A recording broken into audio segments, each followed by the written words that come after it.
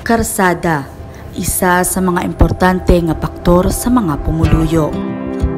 Ini amo ang ginaagyan sa pagtransport sang produkto kag subong man dalan nga ginaagihan sang tanan. Gani dapat lang nga ini accessible o kun maagihan gid sa tanan nga tinion. Apang siningdamlag lamang formal na nga pagasuguran ang pagpakayo sang ila karsada matapos ang ginihiwat nga groundbreaking ceremony sa pagpanguna mismo ni Governor Nonoy Evan Contreras. Mas o menos 50 milyones ka pesos ang kantidad nga ginparte ni Sardiri gikan sa DILG Conditional Matching Grant to Provinces.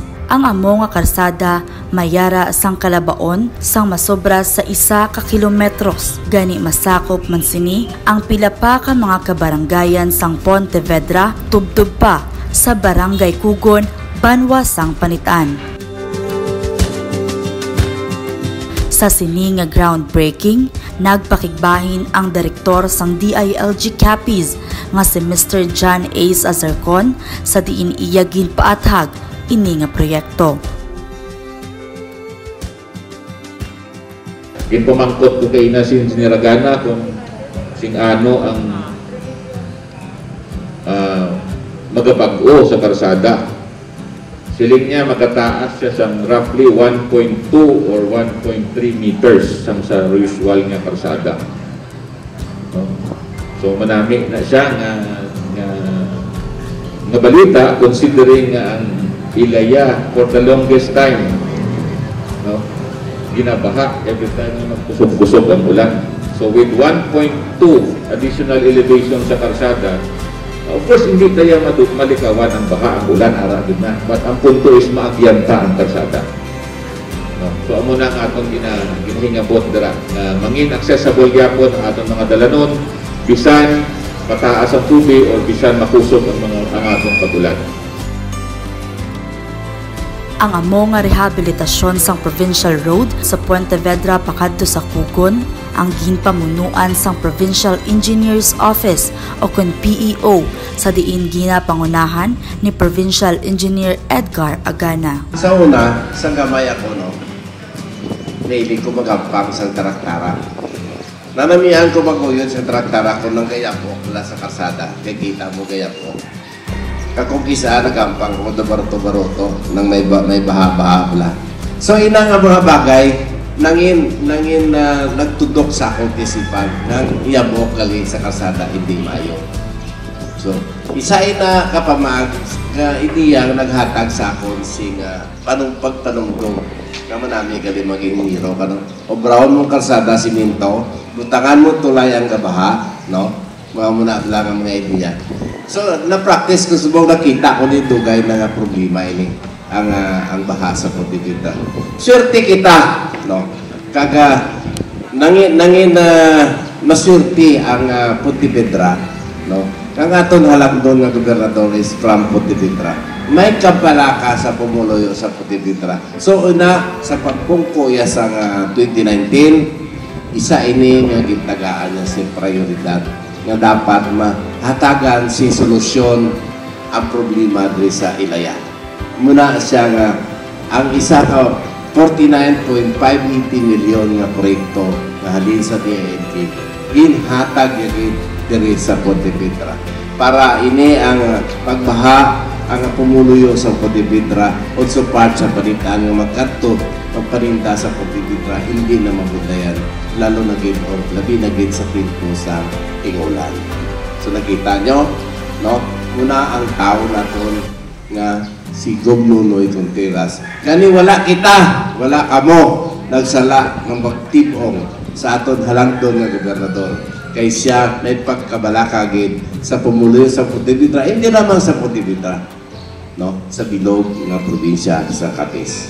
Lubos naman ang pagpasalamat sang alkalde sang Pontevedra nga si Mayor Esteban Dodoy Contreras bangod man sa sini nga proyekto. Ini nga programa notice na kadugay na ni ginahagudusan sang inakamblas, inakalangagan sang taga-Ilaya, Kasublangon, Kaya dira ano. Kaya every time nga may tubig yung mataas nga mga kuan nga ulan, nagdaha dahil diri. Kumalang parang kaya nagay pili sa kuwan lang. Siningko dugay-dugay na project ni. Dapat siguro pwede sa itong 3 years ago ni. But the funding for this project was realigned to Mayon for reasons only known to them. Subong at yun po, sinig ko kayo nunoy, isay time na may banibanan ng problema ito diri. Dako man ang pagpasalamat sang mga pumuluyo sang Barangay Ilaya bangod pinaagi sini nga proyekto.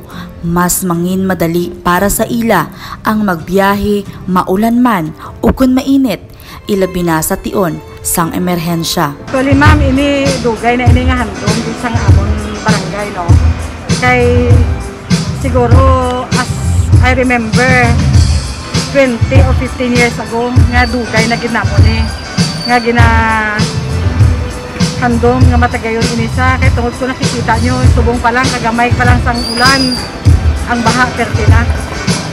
So isa ini ka bagay nga ginapasalamatan kung sa Ginoo kag sa amon kinalanglang ang gobernador kay tungod sa kadamo nasa nagagi nga politiko subong nila natigayon ini nga produkto kag kabay maging may naswagon ini kag makabulig ini sa nakot sa among barangay.